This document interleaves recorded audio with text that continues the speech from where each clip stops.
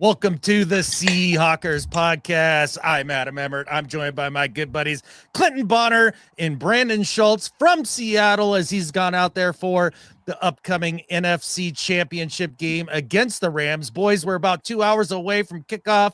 There's about a minute 50 left in Patriots Broncos. It's looking like we're going to be playing the Patriots in the Super Bowl because we're definitely winning this game. How you guys doing, Clinton? Let's start with you. Then let's get to Brandon here in Seattle. I'm doing really good. We were about 30 minutes from kickoff, though, Adam. 3-0, not 2 hours. So if you got more fire with the chop, then I thought it was at 6. But 6 o'clock, 6:30 Eastern. So buyer beware, bud. But Brandon, I'm doing great. Patriots are downing the ball as we speak. They're going to win this game 10-7, it looks like. And the Patriots are back in the big dance. Brandon, will they be facing us? Yes, I mean, it's obvious, right? We're here I am. I'm getting ready to walk to the stadium because, yes, unlike some people among the three of us, I do know what time it starts, and I need to start making our way. We tailgated down here at the port of Seattle, and we're got to see a bunch of our little flockers out here and had a good time. And yeah, we're going to be walking into the stadium here in just a minute.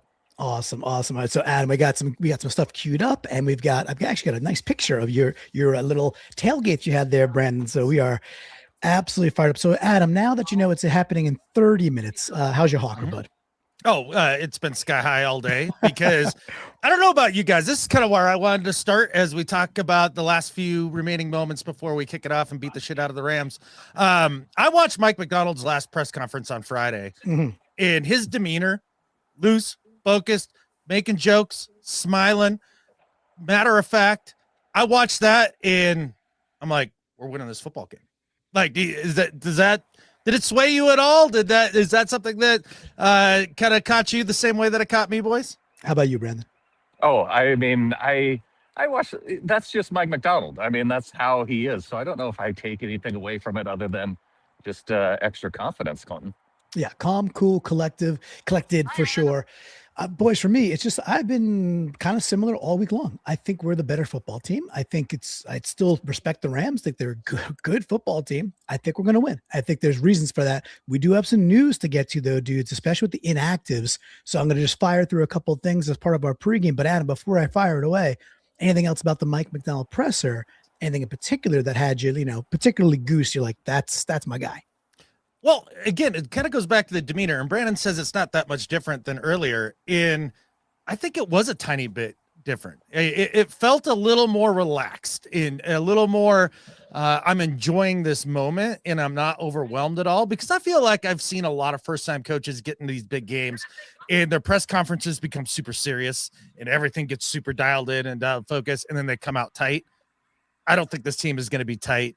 I don't think they fear this Rams team at all. And I certainly don't think they fear this Patriots team we just watched. So it's exciting to me, man. It was just a feeling, man, a vibe. Oh, I love it. Another feeling here. Brandon, we got Joe Schmo with a $5 super chat saying Seahawks fans outnumber Lambs 50-1, maybe 100-1. Since you're a man on the street there, Brandon, how many stupid yellow jerseys are you seeing versus, of course, just the Hawks?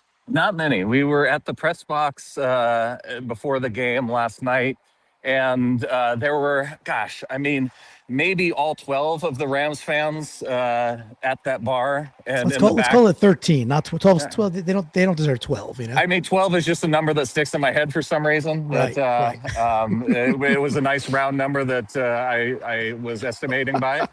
But they kept asking whose house it was into a microphone that was extremely loud, and I didn't quite understand why they kept asking that question. They all need to invest in some Onyx so that they can just open up the app and then find the property they're at, click on it. It'll tell them exactly whose house it is. It'll eliminate all of their undying confusion as to whose ownership of what properties. Like, it's just weird. Maybe they're all property lawyers. I don't know. Everything about it. They call it the Ramily. Just get out of here. Get out of here. Oh, that was the chant that was new to me.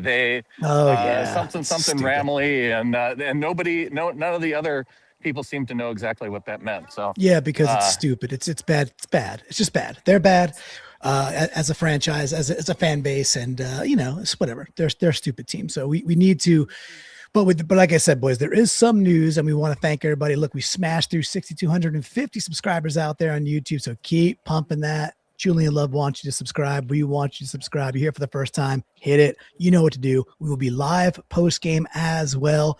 You guys know we love our polls, so we put this poll up just this morning.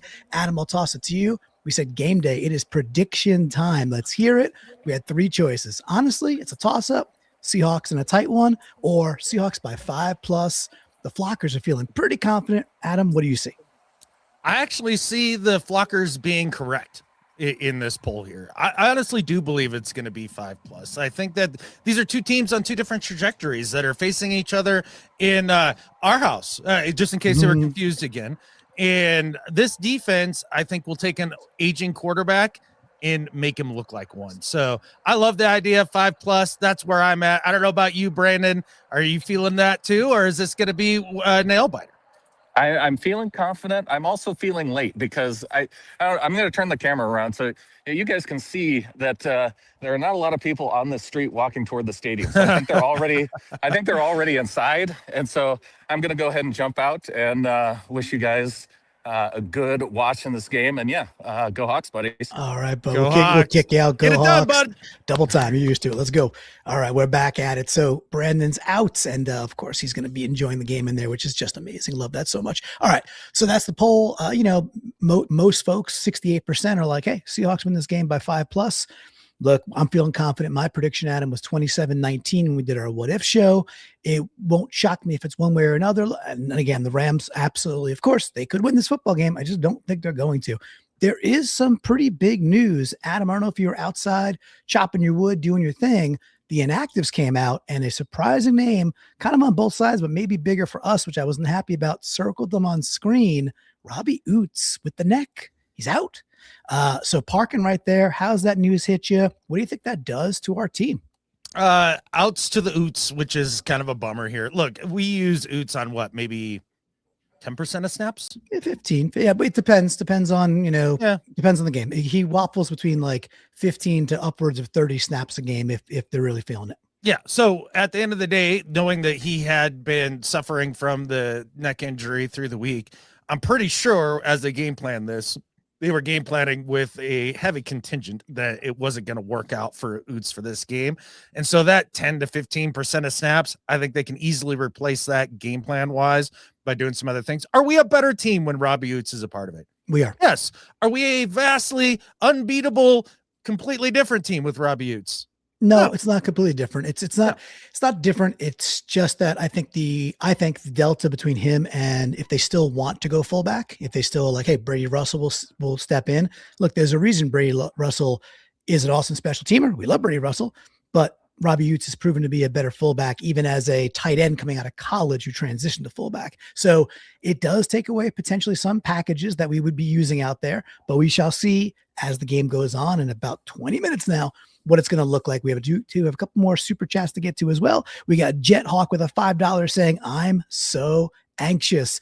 Yeah, I'm fired up. I am a little bit anxious, and it's been creeping all day long. I've been able to keep myself occupied, having to shovel not once, not twice, but thrice because we're getting just absolutely buried with an incredible storm out here. I'm in Connecticut, but we appreciate the $5.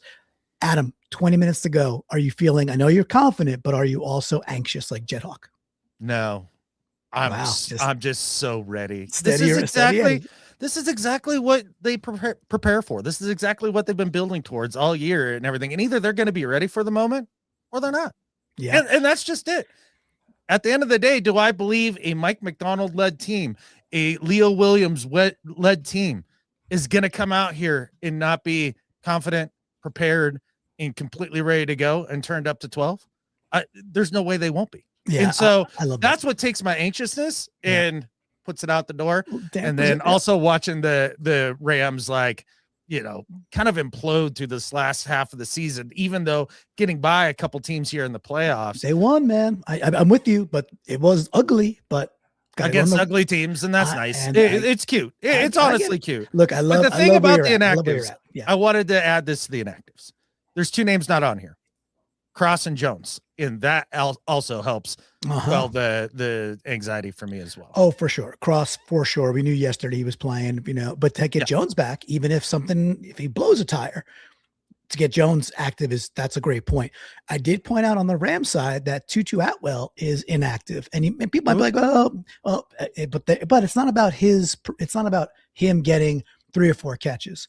It's what Tutu Atwell does as an outside receiver that opens up the super deep dig routes that the Rams run over and over and over. He is fast. He has Shaheed type speeds, not nearly the receiver he is, but he is fast. So you have to respect his speed with safeties. And the Rams were killing us last time with those deep digs where it was just the Puka Nacua story. I actually think, even though he won't show up in the box score, whether he was playing or not, I do think this negatively impacts their ability to push the ball down the field, because you are taking away a deep threat, and they don't have another dude who's just a burner like Tutu. Okay. Look, I do understand the importance of having the guy to run the seam, to hold at least one safety high if you're going to run the backside digs that way. Yeah. Does it have to be Tutu Atwell? No. Does it make it that much more effective when it's Tutu Atwell? It's better to have to do a 4.4 speed versus a 4.6 guy. It just, and again, these are on the margins that we're talking about here. Yeah, right? Exactly. Maybe that's where it is. I see this as maybe like a 2% difference. I don't think he's a good football player, and he's not somebody I've ever concerned myself with. So I mean, if he's not playing, all the better, I guess. But Flocktimus with the great call out though about the inactives, because Nick Vannett, tight end now for the Rams, and Flocktimus saying Nick Vannett revenge game. So good job by Keith. I believe Keith is there. I think Keith is sitting next to Amy. I think I saw that in our Discord. So we got lots of flockers who were there. We got DCH coming in saying, "Here we go." Let's see. We got Maximus saying, "If I watch one more hype video, my face will fall off, maybe just melt." I saw a couple that I liked as well. And I got a couple more things to go through with you, bud. One is we welcome back Kalani to the team. And what I've been watching, the moment that they welcomed him back, was where's Vegas putting his line? And not for the sake of gambling. It's like, cool, you want to gamble, whatever. We're all adults. Do what you want to do. But how much run does Vegas even think George Halani will get, as he's pretty much instead for Zach Charbonnet? Now, the one thing I could say is the over-under as of right now for his rushing yards, Adam, is 10.5 yards. However, the one little sidecar is when it opened this morning, it was 9 yards. So I know margins, a little bit here and there, something to talk about. But I think George Halani is going to get the ball 5 to 7 times. And I think it's going to be a surprise to the odds makers how involved he actually is. What do you think? Couldn't agree more. I'd smash you over on this. Holani is a quality backup running back, and he can do enough to spell somebody like Ken Walker and let him be able to kind of keep the explosiveness throughout the game. So I'm pretty fired up that Holani's made it back for this game. And yeah, I expect a bit of production from him. No doubt. I do too. And he's the type of dude who can get in a little bit of a rhythm, or just simply pop one for 10, 12 yards with a nice little, whatever that is, whether it's in between the guards, whether it's a stretch zone outside, whether it's 2-minute drill type stuff. And they're popping like a nice 3rd and 4, but they run the ball, they kind of surprise the defense, and it's Halani getting a touch there. I would not be shocked if he goes well over this, because they do trust him. Got a cool question on screen here from KNTSTP Music. He says, why do they make Arroyo inactive after bringing him off IR? I have a take on that. Just to go back to the inactives real quick. I have a take, but I want to hear your take first, because I have a certain opinion, and it's nothing to do with the draft. But Adam, why do you think we're not playing Elijah Arroyo this time of year? Well, okay. In terms of playing him or not playing him, okay, they just took him off of IR so he could start to practice a bit, because they're getting ready for the Super Bowl, and they want to make sure that he's a full go for the Super Bowl when it comes around, because we're beating the Rams. We're beating the Rams in a couple hours here. In a couple hours, at the end of it, it's over, and we're facing the Patriots, and you could use Arroyo going forward. But honestly, too, I think Saubert's done such a good job that he's kind of jumped Arroyo in terms of playing time, and I don't see that changing for the rest of the year. I think stylistically, the team is happy is the wrong way to frame this, but the team is more satisfied and more locked in with the way they're running the football with Saubert. And I think that they look at the introduction of Arroyo back right now against maybe this particular this defense and what they need to do to maybe have really long sustaining drives against the Rams to keep Stafford off the field. I think that all plays into it. To answer that's my take on it. I think they're still obviously high on Arroyo, and that's cool, but I just think they're very much more like, okay, our 12 personnel with Salbert is really, really working right now. So like a little bit, if it ain't broke, don't fix it. So what's this on screen here from DSCCCR? Yes, ready to go in Peaburg. Heck yeah, Peaburg. Shout out Peaburg. Nice. I better hear you, Adam. Go Hawks. Look, I don't know DSCCR as a handle. The thumbnails are really teeny tiny for me, and I can't hardly see them. So I don't know exactly who this is in Granite County here, but appreciate it, man. And just turn your ear towards Cornish Gulch, man. You'll hear me. Yep. Some more good conversation here from Flocktimus saying, do you really think Halani jumps to RB2? Yes. So you heard Adam's take. I do too, Keith. I just think he's the more well-rounded back. And also, Velus Jones is a wide receiver convert, right? And George Halani ran the ball a bajillion times at Boise State and then looked good as a Seattle Seahawk and has kind of earned his stripes. And he's a pretty good pass blocking third down option as well. So yeah, I think he's straight away RB2. We will see there. Another question about Cam Akers on short yardage. For me, no, thank you, Charlie. I'd rather see Halani or, dare I say, Ken Walker, who could put his nose down there and go get 2 or 3 yards. What about you, Adam? I'd rather see AJ Barner under center in barnyard it right down their throats into the end zone. Like, no, thank you to Cam Akers. I've never been a Cam Akers guy. But yeah, I mean, again, he had a good little start to his career and whatever for the Rams, but he's blown 2 wheels. He had a knee and then 2 Achilles, opposite Achilles. I don't see a lot of juice there at this point. But hey, man, if he gets the call and he gets the ball, if he goes forward for a few yards, I'll be cheering big time. Marlon saying we are now delayed to, he's saying 5:40. So whatever, do your math for your own team. But basically, instead of kicking off at the bottom of the hour, looks like 40 minutes after the hour or 20 to the top of the hour, however you want to frame it. If, hey, Marlon or anybody else, can somebody confirm that? We're probably going to collapse this around 6:25 anyway, so we can get nice and situated. But if someone can confirm, that'd be really, really cool. We also got Reed saying so excited, and Corey going back to the splits with K9, looking for an 80-15, 85-15 split. It's pretty heavy. Vegas has K9 at about 19.5 rushing attempts, and they have no line for Halani. They've got yards for Halani, and they've got some other stuff, anytime touchdown, but they have no gauge on how many attempts Halani is going to get.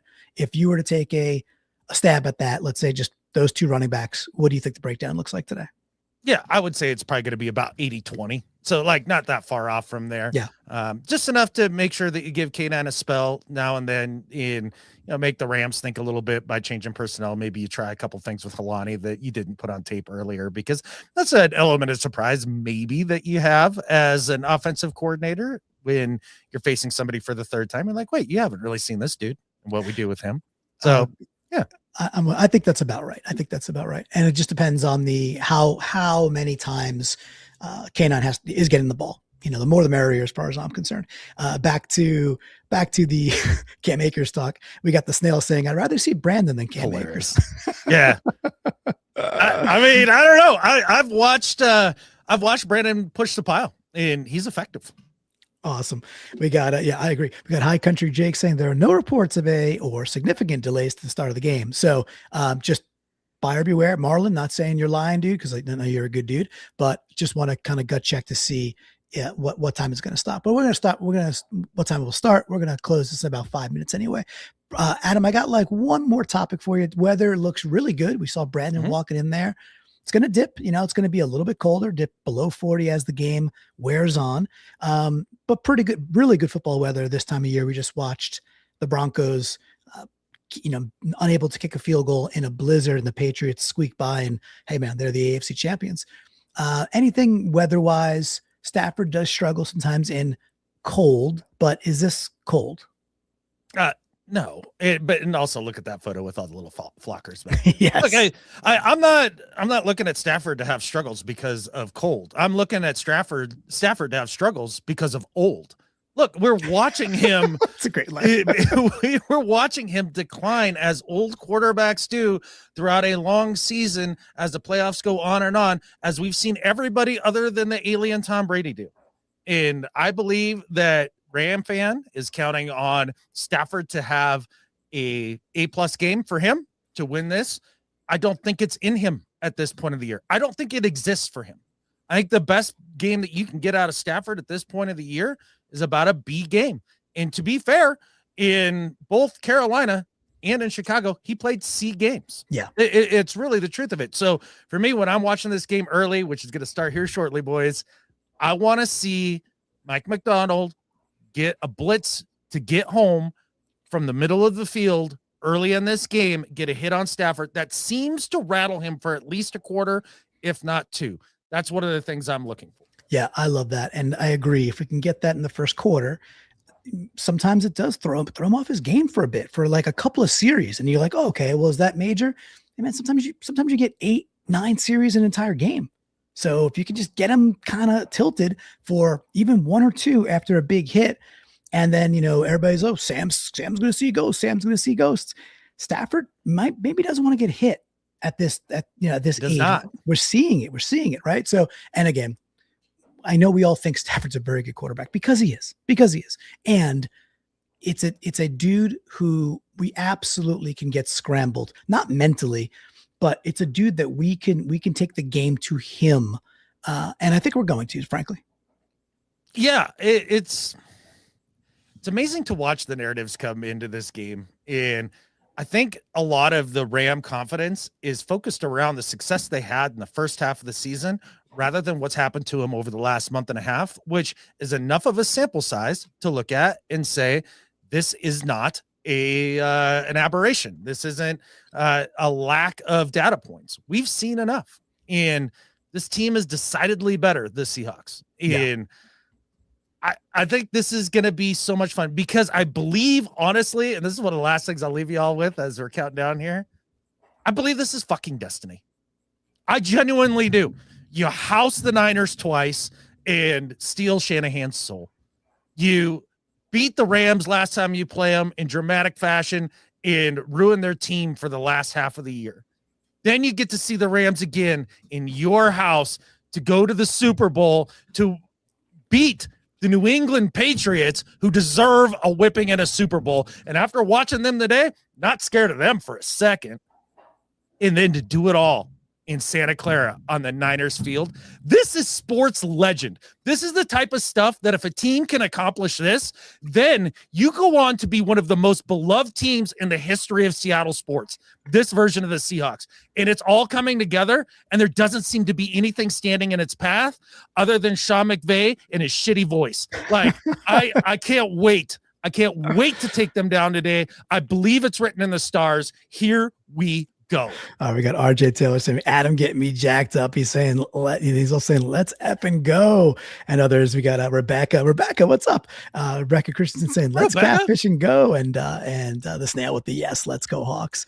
And Rebecca back with, let's go Adam. So yeah, man, we are fired up. So look, we're about to dive out of here. We will be live post game about 15 minutes after the game. If you don't already subscribe to YouTube, obviously do it now. Hit the bell. This way you know when we're going live, which will be about 15 minutes or so after the game. And if you are a member of the flock, then we will see you in our Discord, in our Seahawks game day channel, where we get to hang out as 12 as one, as they say, Adam, 12 as one. This is about to be epic. I am so freaking fired up for this game. Happy we got to do a little pregame. Happy we got to see Brandon. Happy that all the flockers are at Lumen.